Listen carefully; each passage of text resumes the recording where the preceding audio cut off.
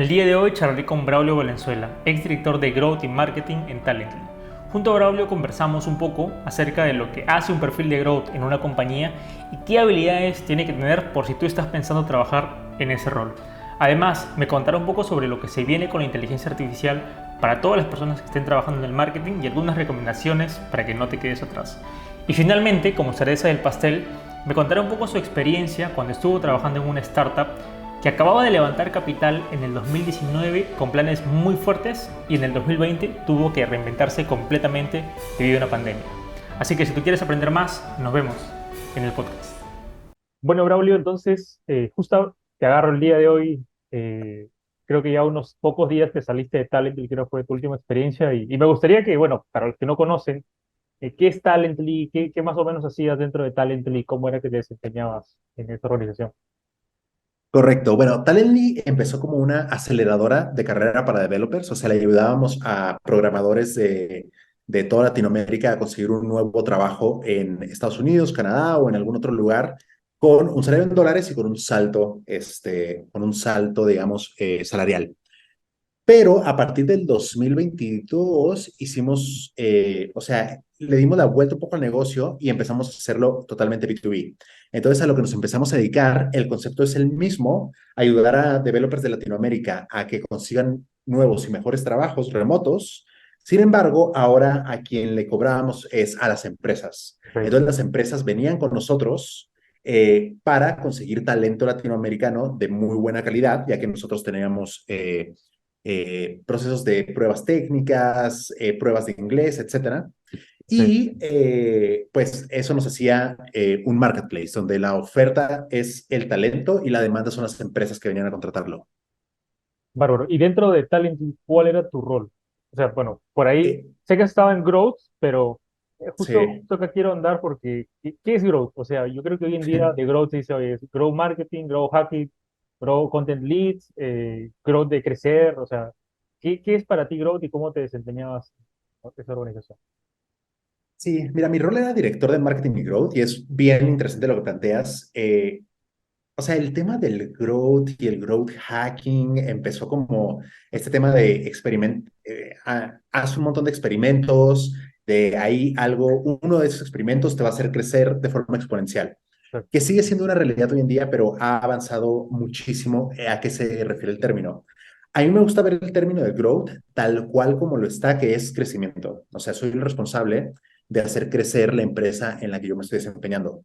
Y el KPI que yo presento, el KPI por el que se me evalúa, es justamente el crecimiento de la empresa. Y para eso tengo un montón de herramientas, las herramientas pueden caer en la categoría del marketing o en la categoría del growth hacking que se hizo famoso hace unos años, eh, inbound marketing, pauta, o sea, todo este set de herramientas lo utilizamos con el objetivo de crecer. No es que el growth no siga siendo este tema de experimentar un montón y todo esto, el A/B testing, sino que es una de las herramientas para hacer lograr crecer la empresa, el proyecto, el producto, el servicio que estemos trabajando.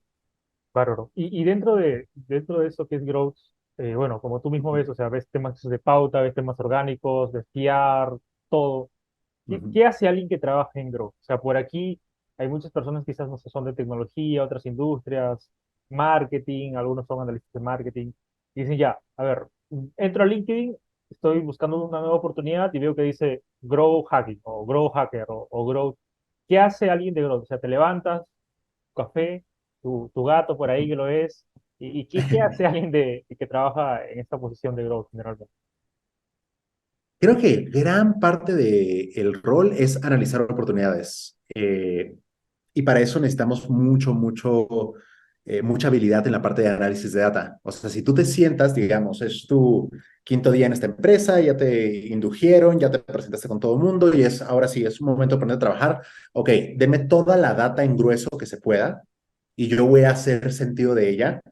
Puede que esto yo lo convierta en un modelo de growth para entender cada etapa, cada ratio del funnel. Puede ser que eso también sea analizar las oportunidades de pauta, etcétera. Y cuando tengamos todo este análisis como bien profundo, ahí es donde identificamos las oportunidades y donde llega lo siguiente, que ya es la parte de crear hipótesis, hacer experimentos, etcétera. Pero si, por ejemplo, tú eh, llegas en una EdTech, analizas todo y te das cuenta que el cuello de botella más grande para crecer está en que las personas que solicitan una cotización de un curso, digamos, eh, esas personas están dejando en visto a los vendedores, o sea, están dejando en visto a los vendedores después de un tiempo.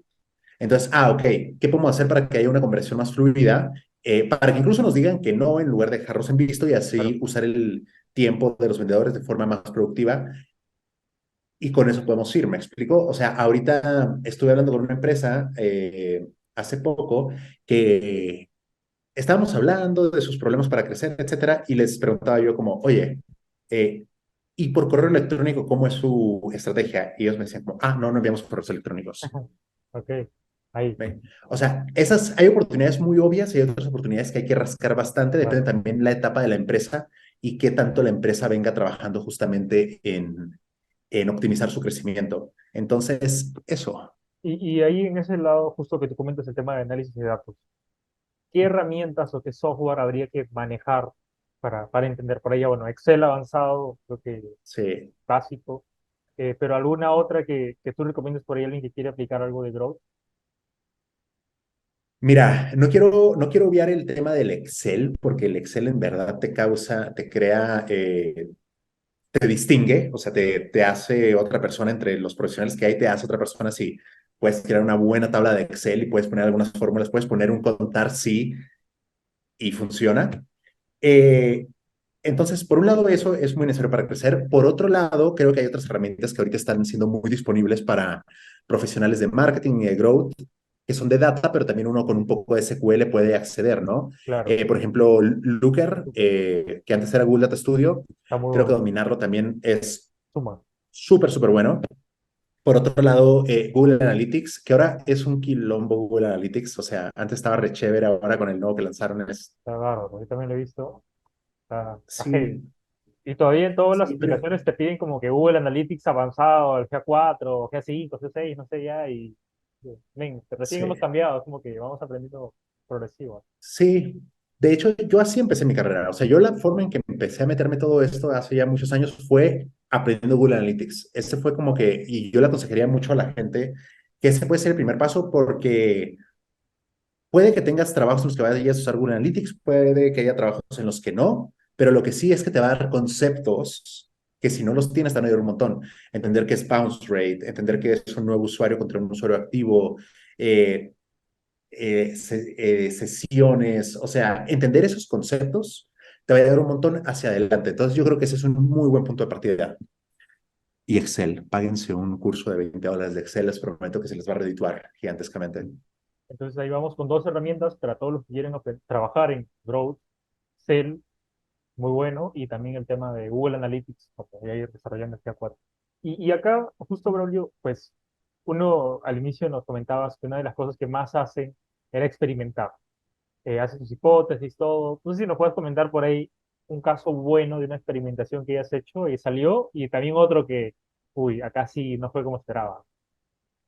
Sí, por ejemplo, voy a empezar con el malo. A ver, Eh, por ejemplo, hubo un momento en Talently, cuando todavía éramos como un negocio B2C, saludos de mi gato, invitado. cuando éramos todavía un negocio B2C, de repente teníamos mucho drop-off cuando alguien llenaba el formulario para aplicar al programa en el campo de LinkedIn.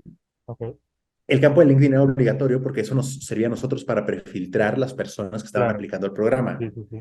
Sin embargo, vimos que ahí era la mayoría de la gente se caía.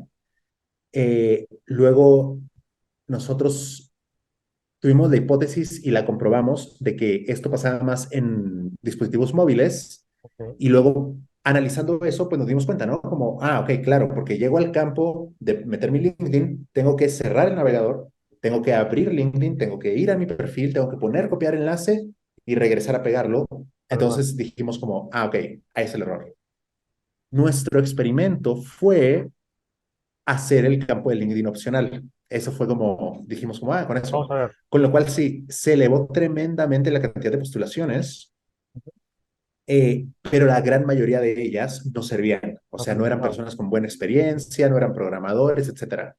Y eso hizo que perdiéramos un montón de tiempo del equipo de admisiones que hacía las entrevistas y que el equipo de admisiones mismo nos dijera como, oye, es porque no tengo el LinkedIn para prefiltrarlo. claro, Entonces, ese experimento salió mal. Creo que también ese experimento fue un resultado de la pereza.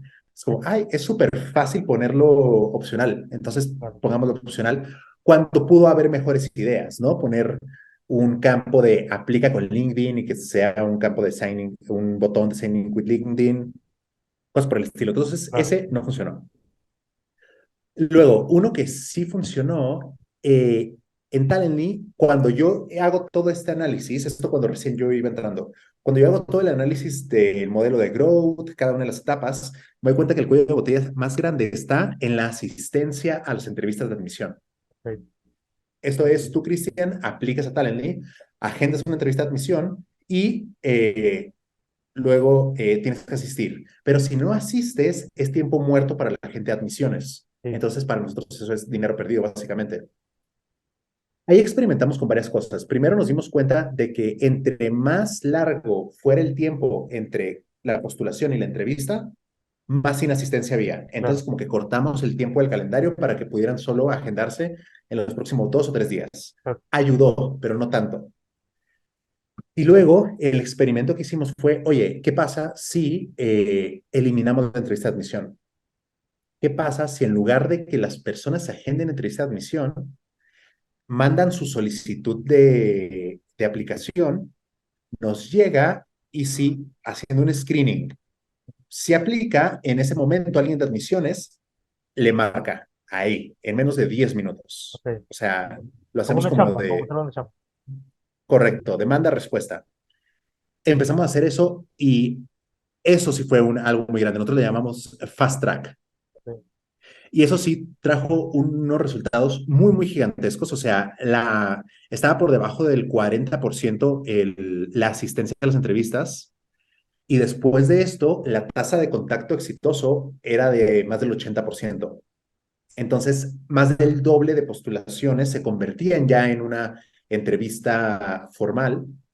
Y esto fue a través de esto. Había usuarios que era como, oye, no puedo hablar ahorita, mejor prefiero agendar. Entonces, lo que pasó en la página en aquel tiempo, porque ahorita ya no tenemos ah, ese programa, es que ya tenía dos opciones, ¿no? Agenda tu entrevista o contáctame ahora, o quiero que me contacten ahora. claro. Y ese fue como el resultado del experimento que hicimos y que salió bastante bien. Fue mucho de impacto para Talent en ese momento. Bárbaro, bárbaro, bárbaro. Vamos cambiando un poco ya del rubro de growth, de talent, Claro, ¿sí? Para ir un claro. poco al rubro de startups. Eh, ¿Cuál es la definición para ti de una startup con respecto pues, a un negocio un poco más tradicional? Para ir primero iniciando por ahí, Braulio. O sea, creo que primero es el hecho de que la startup no está madura todavía. La startup todavía no sabe qué negocio va a hacer, sino que se está descubriendo. Y unirte a una startup creo que es parte de eso, de ese descubrimiento, o sea, como tú aportarle.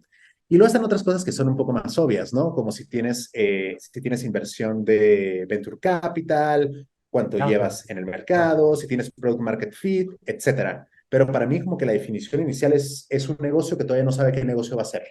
Ok. Y ahí justo ahora que comentas un poco de Venture Capital, VC, yo creo que la gran mayoría de personas por ahí que recién entramos un poco a esta onda, ¿no? De la tecnología, del mundo de Venture y todo, creo que al menos yo, por primera vez que escuché el término, oye, voy a invertir en tu empresa, fue a través de Shark Tank, creo que es un programa muy conocido Ujú. allá en México, entonces, ¿no? Entonces por ejemplo, si mi empresa ha vendido $1 millón el último año, y tú, Braulio, me quieres comprar el 10%, ya, entonces sería $100.000 por el 10%. Creo que ahí era como que, bueno, no está tan complejo, pero luego, cuando escucho un poco más de startups, escucho el término de, oye, vendí, no sé, el 8% por $100.000.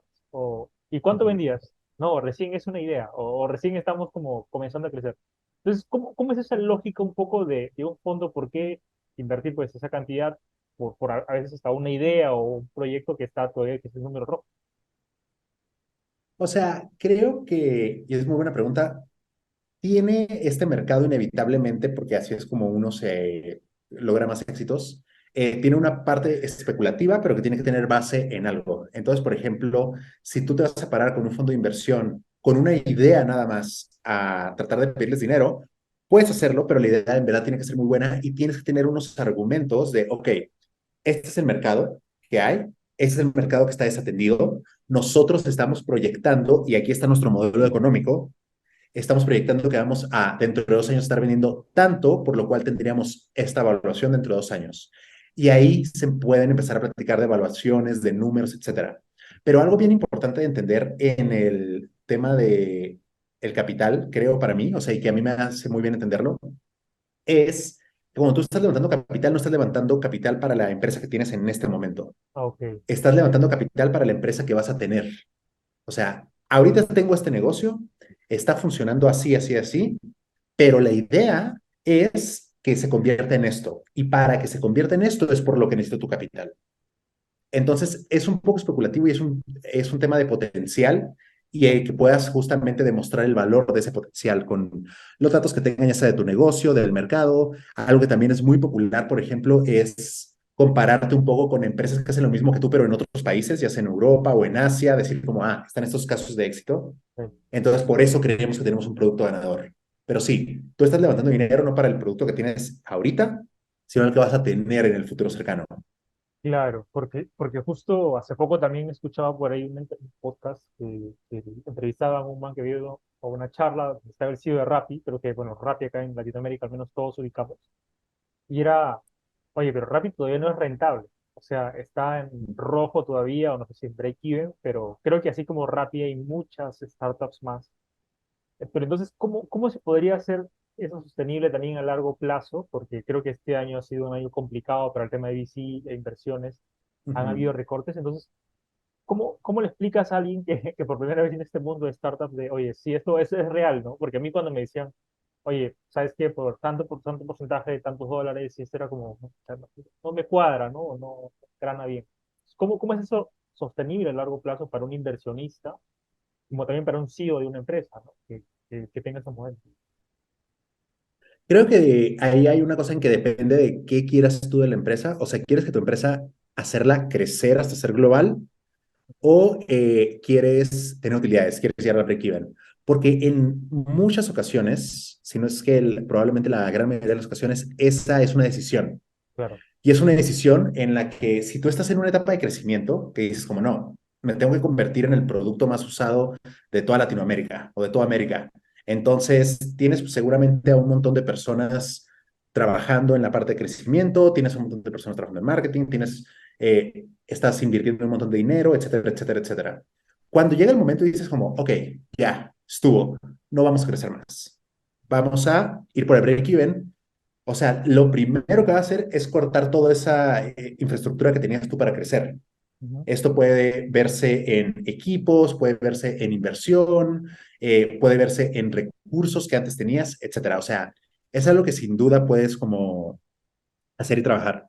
Sin embargo, ahí es más difícil que tú consigas inversión, porque después de todo, la inversión viene del potencial de que tú crezcas. Claro. Entonces, muchas empresas que están todavía como ya van por serie A, serie D, serie E, etcétera, siguen creciendo porque quieren seguir expandiendo, pero si en algún momento tomaran la decisión de, ok, hasta aquí Rentabilizamos. llegamos, vamos a estabilizar, vamos tal vez a reducir el 40% de nuestro equipo, vamos a cortar el costo de marketing y vamos a sostener como lo que tenemos ahí, también pueden, me explico, pero ya es entrar a otra empresa y muchas empresas lo hacen, o sea, muchas de las startups de las que ya no escuchas tanto, pero escuchabas hace, sobre todo previo al Claro, 2021, creo que sí. y que siguen existiendo, así están, me explico, o sea, ya son break-even, no hacen mucho ruido porque también el levantar dinero te causa mucho PR.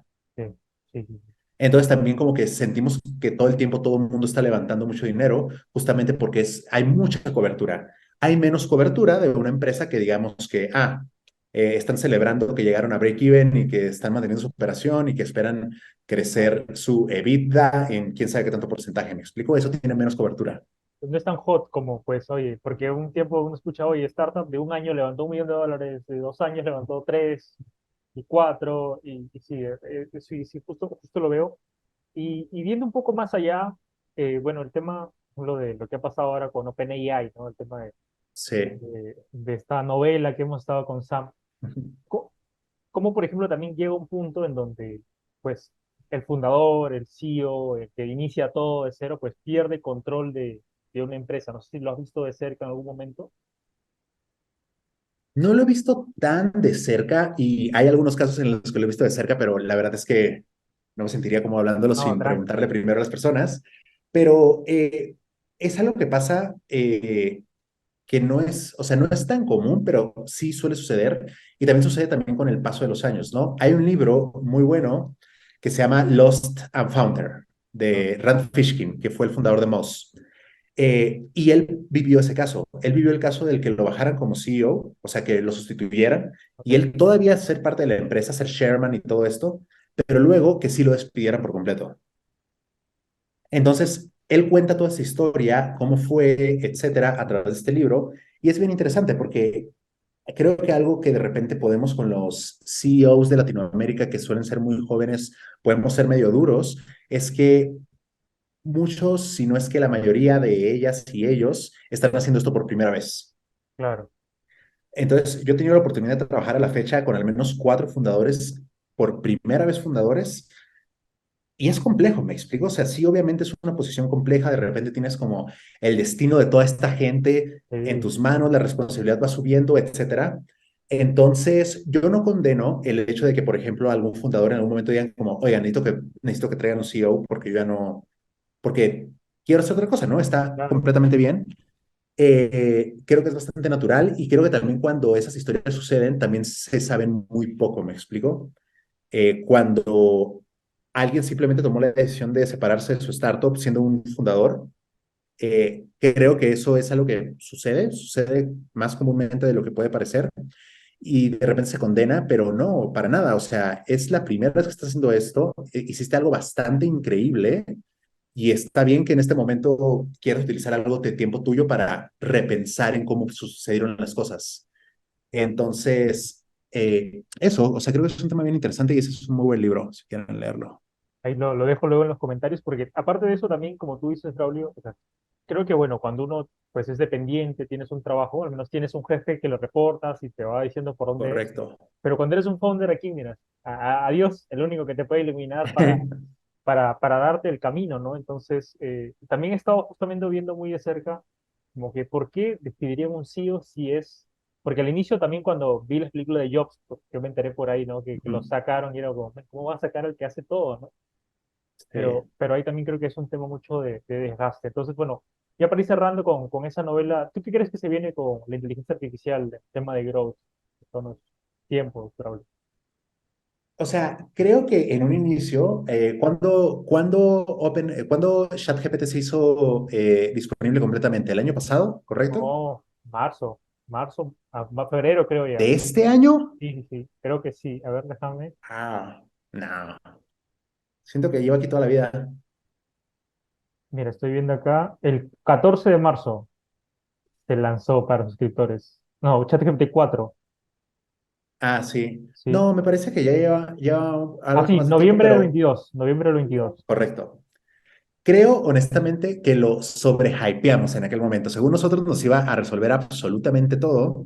Y pasa lo mismo que pasa con cualquier tecnología de marketing, ya sea los correos electrónicos en un inicio, ya sea Google Ads en un inicio, que es desde el lado de marketing y growth, no sabemos moderarnos y lo sobreutilizamos hasta que lo que Funciona. vamos. Ujú, Sí, entonces tú ahorita puedes ver en LinkedIn un montón ahora en LinkedIn es muy popular el comentar todo lo que ves, ujú. pero son comentarios súper genéricos porque las personas están usando ya sea BART o ChatGPT para poner como, hazme una respuesta a esto. Ok, Eh, sí, y creo que de repente nos pasa que tratamos de tomar el camino corto y terminamos con resultados no buenos, con trabajo no bueno. Si quieres hacer un blog semanal y todo lo quieres que lo haga ChatGPT, bien, pero no vas a generar mucho valor, ¿me explico? claro. Creo que lo que sí sucede es que estas herramientas cada vez son más de apoyo para nosotros, de sostenernos ahí y son herramientas, no son soluciones, ya sea Midjourney, ya sea ChatGPT, Bard, porque yo uso muchísimo ChatGPT para trabajar, o sea, muchísimo. Le pido que me revise mis textos, le pido, etcétera, Ok, pero lo que no haría es hacer que haga mi trabajo. Y creo que de repente así se empieza a interpretar por las personas Y creo que ahí es donde empiezas a distinguir también buenos profesionales de profesionales con oportunidades de mejora, porque entonces sus resultados empiezan a ser subpares. Entonces, sí, o sea, creo que se nos viene muchísimo, creo que hay todavía muchísimo por recorrer. A mí me encanta en este momento, la verdad, yo estoy siendo muy fan de Bard, Así, porque Bard también me está, como también revisan en Internet, también te da fuentes y sí, enlaces de donde sacó información, y eso me parece súper chévere. Eh, entonces, cada vez que vaya a esto absorbiéndose, creo que hay que estar uno muy, muy, muy pendiente de qué es lo nuevo que ofrece y saber cómo integrarlo a nuestro trabajo, no querer sustituir nuestro trabajo con ello. Porque si no, se pierde el toque de lo que hacemos, ¿no? O sea, todo el mundo claro. acaba haciendo exactamente el mismo entregable y pues se pierde la diversidad tan rica que hay en lo que trabajamos. ¿Algún consejo adicional ya para cerrar este tema de IA startups para los que estén por ahí comenzando a usar ChatGPT o otras herramientas de IA en su trabajo? Les aconsejaría mucho, y esto es como un consejo que me tomo muy a pecho, a ver, Claro. les aconsejaría mucho documentar cuáles son sus prompts para que pongan de alguna forma, ay, estoy tratando de decirlo como bien en español, entonces como, pero que tengo mis palabras en inglés, lo voy a volver a decir. Aconsejaría mucho que documenten bien sus prompts para que siempre tengan consistencia en lo que hacen. O sea, si ustedes a ChatGPT para hacer algo le dicen como, oye, eres un growth marketer que trabaja en esta empresa, que está pasando por este problema, esos son los datos, etcétera. Eso tenerlo bien documentado y yo he visto a gente que tiene como que 50 como primeros prompts antes de empezar a hablar con ChatGPT, porque Ah, lo necesita poner como que bien en el claro. mood para continuar ese trabajo, ¿me explico? Entonces, sí, no irse solo por lo genérico, entender que ChatGPT y que esas herramientas son herramientas que se adaptan a lo que nosotros les demos, pero hay que documentar que les damos para que haya una consistencia en nuestro trabajo. Claro, bien, bien. Ahí los tips de Braulio, luego vamos a hacer un clip solo de esa recomendación, así que atentos. Y bueno, Braulio, ya hemos hablado un poco por ahí, etapa en Talently, un poco de qué opinas de startups, VC, inteligencia artificial. Quiero volver un poco a Urban, que es el tema de Ajá. movilidad. Para los que no saben qué es Urban, yo tampoco sé qué es Urban, así que vamos a ver qué tan buena es esta explicación. ¿Qué es Urban? ¿Nos puedes comentar un poco más sobre esa startup? Por supuesto, Urban es una startup de transporte, es una red de movilidad en vans con puntos y horarios preestablecidos. Esto es, si tú quieres ir de acá en Ciudad de México, ¿no? De donde estoy yo a Santa Fe, yo abro la aplicación de Urban, veo la parada que tengo más cercana y veo en qué horario va a salir hacia allá. Es más parecido a una terminal de camiones o incluso una aerolínea, porque hay horarios, pero todo en la palma de tu mano con una aplicación. Entonces, así es como funciona. Y además tiene cosas chéveres, ¿no? Aire acondicionado, wifi, conexiones eléctricas en la camioneta, está chévere. Es muy similar a BlaBlaCar, creo. No. La diferencia con BlaBlaCar es que con BlaBlaCar era como este marketplace donde podías hacer lo que podías como, sí, ir con quien fuera, Claro. mientras que con Urban todo el servicio es controlado por Urban. O Ah, sea, ok. los conductores, a los que se les llama anfitriones, son de Urban, las vans tienen los logos de Urban, toda la operación es de Urban. Ok, claro. Vamos ahora justo un poco con Urban. Bueno, Urban es una app de transporte para movilizarte, ir de un punto A a un punto B en ciertas horas. Bárbaro. Vamos a recapitular un poco. Ahí justo hablábamos un poco de startups, que es una serie A, ya cuando se levanta un poco más de dinero y todo. Bueno, y justo yo vi que, bueno, Urban en el 2020 creo que ya habían levantado una serie A, ya estaban Mm, fondeados, estaban bien. Creo que la serie A la levantaron en agosto del 2019 y estaban obviamente correcto, con algunos planes, como tú decías, para lo que iba a venir con Urban. Y llega la pandemia. correcto. Cierran, ya no hay movilizaciones, cierres, oficinas, home office. ¿Cómo cambia eso dentro de una organización? Los planes, ¿cómo te dicen, oye, ¿sabes qué? Han dicho que ya hay confinamiento, ya no hay transporte. ¿Cómo fue esa etapa dentro de la startup? Correcto. Esa fue una época dura. O sea, nosotros veníamos de 2019, justamente. Yo dirigía Growth en Urban, o sea, yo era responsable de todas las operaciones comerciales y de crecimiento. Y veníamos de 2019 justamente de la Serie A y con unos planes increíblemente ambiciosos, o sea, de ir a otros países. A principios del 2020 nosotros hicimos una campaña de publicidad muy ambiciosa. O sea, nunca habíamos trabajado con agencias de publicidad y empezamos a trabajar con agencias de publicidad. Producimos un comercial que está re chévere y ahora solo vive en mi teléfono. Bueno, vive en más lugares, más gente Ok. lo debe tener. Pero produjimos un comercial súper chévere, muy ambicioso. Habíamos ya adquirido varios espacios en toda Ciudad de México, pantallas de cine, o sea, íbamos con todo. Y la fecha de salida de esto era, no, creo que abril. Uh, Y ya para marzo nos dimos cuenta de, esto no va a suceder, me explico, o sea, esto va a megatronar. Ese comercial que grabamos a día de hoy nunca ha visto la luz del día. No, hicimos incluso una fiesta para presentarlo. Diablo. Ah, sí, entonces llega la pandemia, nos empezamos a dar cuenta de esto. Al principio pensábamos que se iba a tratar de un problema solo de semanas y mientras pasaban las semanas nos dimos cuenta de que no. Y pues pasamos de traer un crecimiento y un revenue bastante respetable a irnos al suelo porque nosotros nos dedicábamos a mover oficinistas y Claro, las oficinas se murieron. ¿verdad?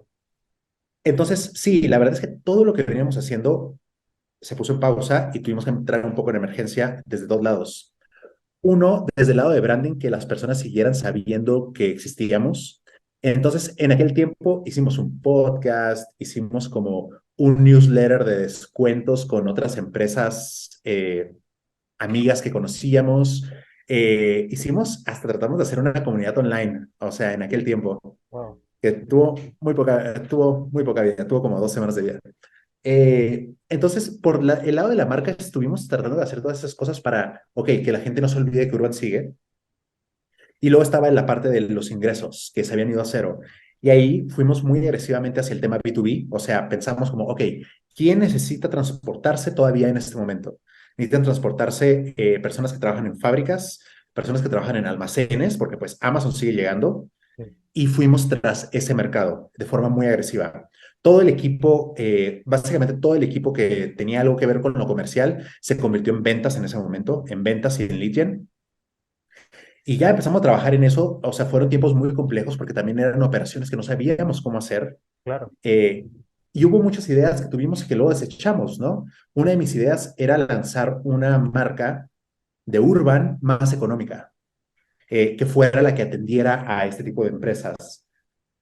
No sé, hubo muchas ideas ahí, pero después de mucho trabajo sí lo logramos. O sea, para diciembre del 2020 ya habíamos crecido respecto a cómo estábamos prepandemia Sí. y continuamos creciendo. Y luego Urban fue comprada y también gran parte es por esa cartera de clientes B2B que se hizo durante esa época. Pero sí, una época complicada.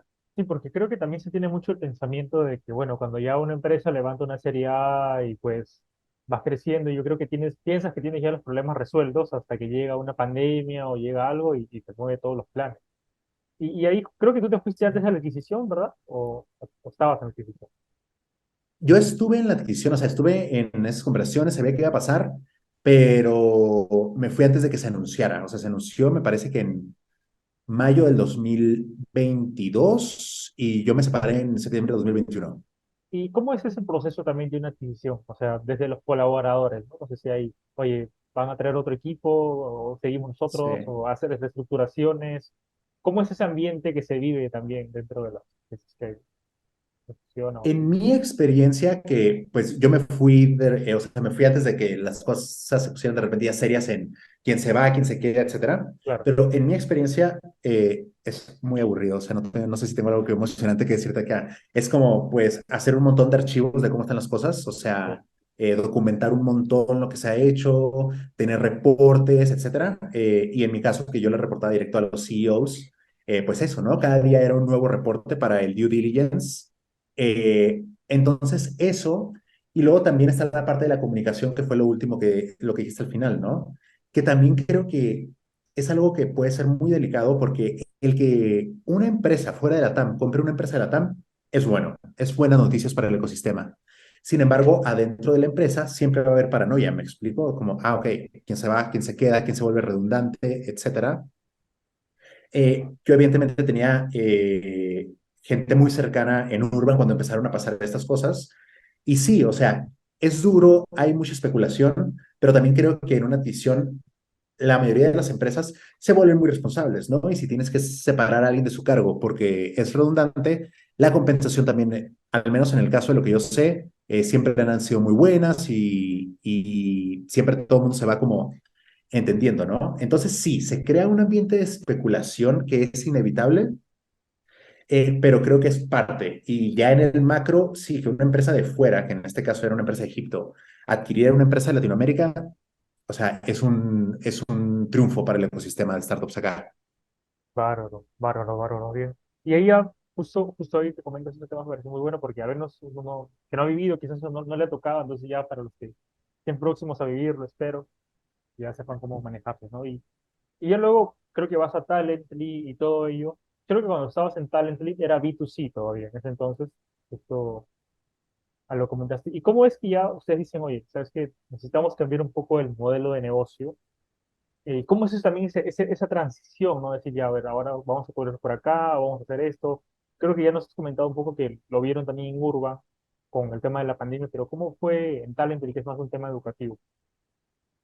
Hubo dos momentos importantes en Talently, que uno fue que el año 2022, bueno, el año 2021, el mercado de la inversión en startups en Latinoamérica estaba en un pico impresionante. Si buscas gráficos, en 2021 todo el mundo se volvió loco y metió dinero acá, lo Claro, cual hizo que se inflaran bastante los salarios, sobre todo de los developers, de los programadores. sí, Entonces, un programador de repente era ofertado 6,000, 7,000, 8,000 dólares.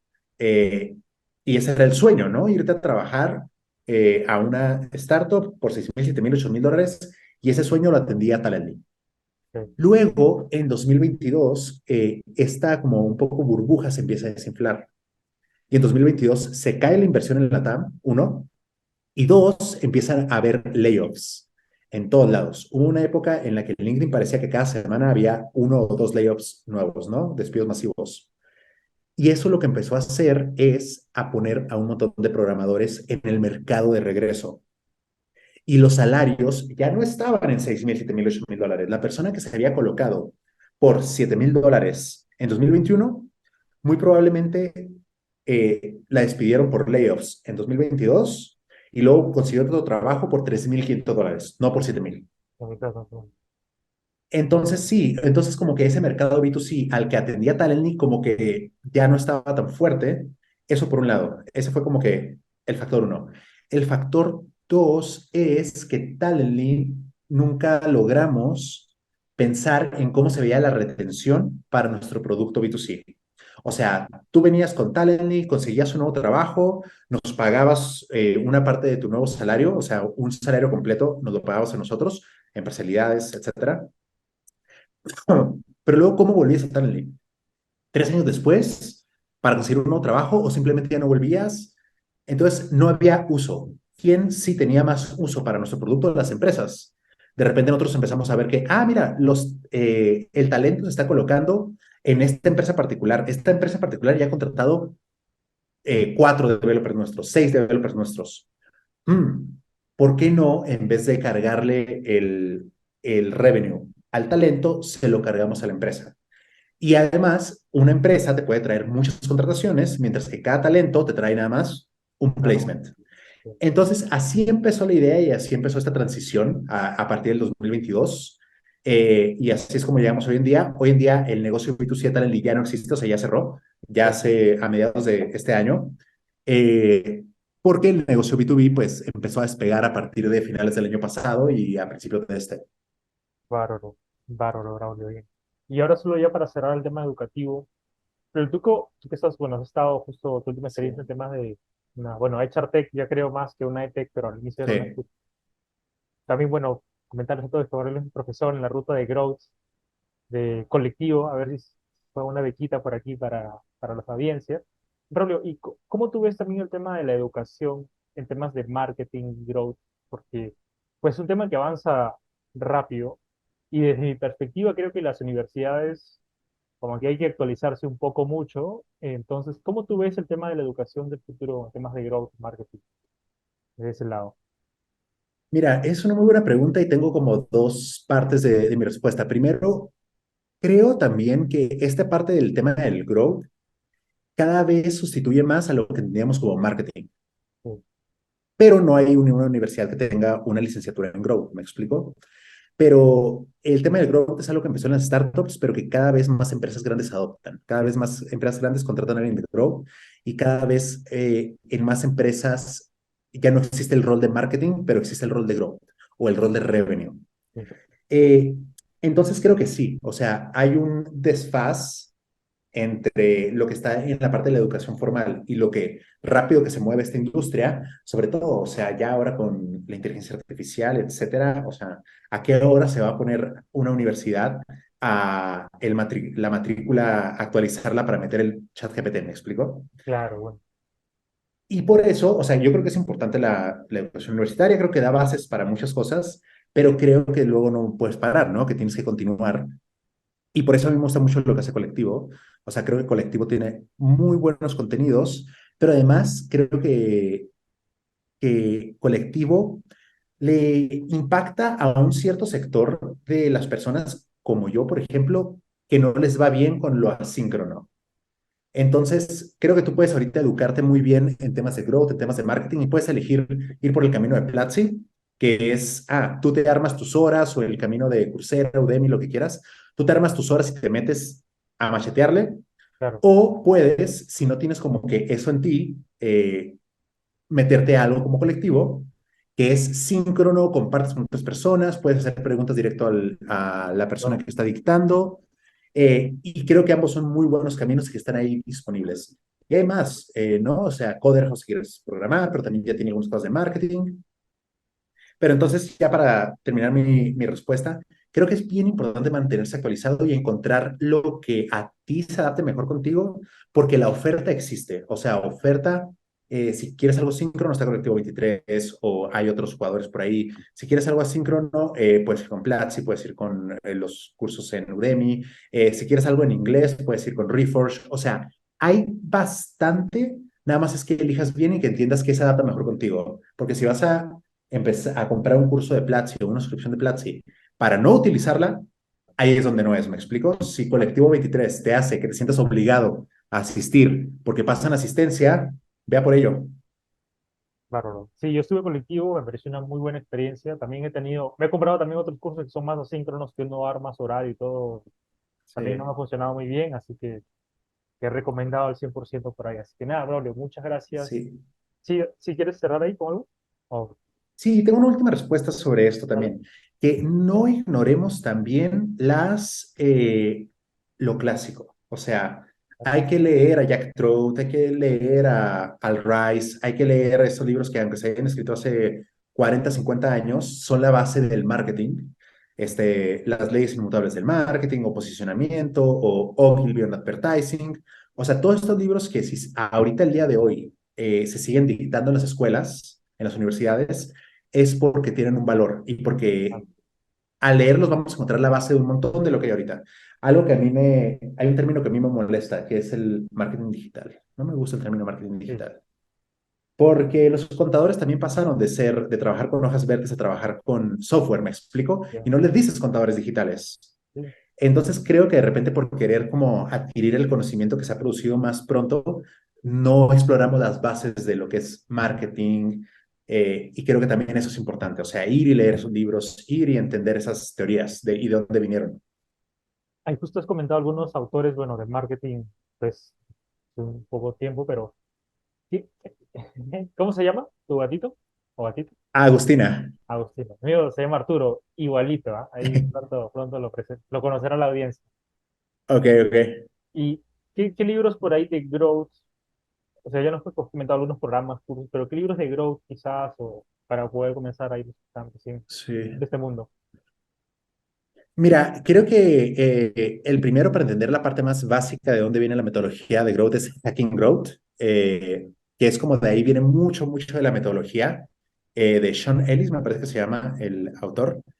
Creo que esa es como la primera cosa. Luego también yo recomendaría mucho Permission Marketing de Seth Godin, Ok. o Marketing del Permiso, que ese libro es de los 90, pero como que predijo perfectamente dónde íbamos a estar el día de hoy. También recomendaría muchísimo Crossing the Chasm, que también es un libro que tiene ya casi 20 años, pero ahorita que muchas de las personas tenemos una carrera en growth en startups, ese es un muy buen libro de cómo un producto puede pasar de ser una startup a ser ya un producto que ya está adoptado, ya llega a las masas. Entonces, creo que eso, así de que vengan como top de mi mente y, no sé, las 22 leyes inmutables del marketing, por ejemplo, algo muy viejo, pero que a día de hoy sigue siendo súper relevante. Eh, de David Ogilvy, Ogilvy on Advertising, que es un libro sobre publicidad, muy viejo, pero muchas de las bases de eso sigue hoy en día como dictando qué es la publicidad, ¿no? Entonces, creo que por ahí podría empezar, pero luego te puedo armar una lista, porque ahorita estoy como que pensando nada más del top de mi cabeza. Adelante. Y creo que también parte de alguien de growth es que trabajas con muchas personas, o sea, trabajas con gente de data, de solo pauta, de, no sé, ventas, los directivos. ¿Algún libro de habilidades blandas o no sé si por ahí tema de liderazgo o cómo hacer un programa o videos o recursos Uh, sobre este tema? buena pregunta y voy a darte una respuesta re aburrida, pero probablemente leer sobre inteligencia emocional de Daniel Goldman, que es un tema de Liderazgo. psicología, pero que puedes como ahí entender un montón de cosas para desempeñarlas durante tu trabajo y durante, pues no sé, tus proyectos, ¿no? Tú que emprendes, por ejemplo, emprender es re difícil y genera muchas frustraciones y luego te haces sentirte muy frustrado con gente en particular. Sí. Entonces creo que eso es algo que recomendaría muchísimo. Bárbaro, bárbaro. Bueno, ha sido muy buena la entrevista. Vamos con las dos preguntas finales que siempre le hacemos a todos los entrevistados. Sí. Espero que igual te tengamos pronto nuevamente, Braulio. Si tuvieras que decirle algo al Braulio, por ahí que recién estaba comenzando, un poco en el rubro del marketing, growth, hace unos años, seguramente un año, dos Sí. años que estás en tu vida profesional, asumo. Bueno, nada, Braulio, ¿qué le dirías a ese Braulio que recién comienza, que por ahí está iniciando su camino? Digamos, o sea, no sé, o sea, pensando en el verano de 22 años, que empezó a redactar blogs y todo eso, o sea, creo que lo que yo le diría es que pruebe un montón de cosas, no hay mejor eh, momento para probar un montón de cosas y hacer un montón de cosas que cuando todavía no tienes una carrera bien sólida, que ya tienes un título y todo, o sea, un título como que te dan de trabajo y todo esto. Claro. Entonces, sí, prueba cosas, ¿no? O sea, en los trabajos que tienes no te va a pasar nada, o sea, eh, prueba algunas cosas, propone, etcétera, porque creo que en esta industria en particular hay todavía muchas cosas nuevas que se están sucediendo todo el tiempo y la persona que gana es la que prueba. Y vas a tener errores, vas a tener fracasos, pero puta, necesitas solo una vez que te vaya muy, muy, muy, muy bien y las cosas funcionan, ¿me explico? O sea, con una vez, con un buen triunfo que tengas bajo el brazo, con eso, a partir de ahí puedes trabajar muchísimo. Muy buena, Braulio, muy buena. Y vamos aquí con la última. ¿A quién te gustaría invitar a este podcast, de tu red? ¿Que crees que pueda compartir Eh, algo también? este podcast entraría. O sea, pues evidentemente Doménica Bando, que es como súper, súper buena invitada en cualquier lado. Eso creo que podría traer mucho valor. Y tal vez Belkis Laiz, con quien trabajé en Talently durante... Ay, te tengo aquí todavía. Sí, perdón. Te me pausaste. Listo. A ver, Y probablemente Belkis Laiz, que fue como mi reporte directo durante estos más de 2 años en Talently y que es una genia. Yo de repente pensaba como, ¿por qué me están pagando a mí si Belkis Laiz está aquí? ¿Me explico? O sea, es una completa genia. claro, bien, bien, Braulio. Muchas gracias por tu tiempo, gracias por todo lo que nos has aportado. Y bueno, nada, nos vemos en un siguiente capítulo de Cuántico Podcast. No olviden seguirnos. Y Braulio también, ¿cómo te encuentran en redes sociales, LinkedIn u otras redes?